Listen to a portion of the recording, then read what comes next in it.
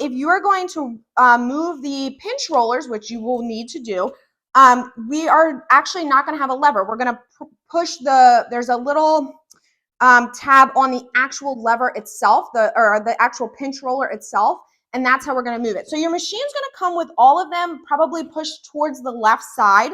Now, the far left roller over here by the tool carriage does not move. This one's stationary. That is what is going to hold this left side of your material or your mat or material, which is always going to be on that left side.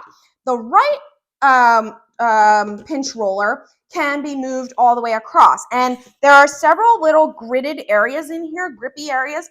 Your pinch roller, your right pinch roller needs to be in one of those. So in order to cut with the 12-inch cutting mat, I'm going to basically move it almost all the way to the right. And then you've got these other two smaller pinch rollers. They can kind of go wherever. So your setup should look something like this.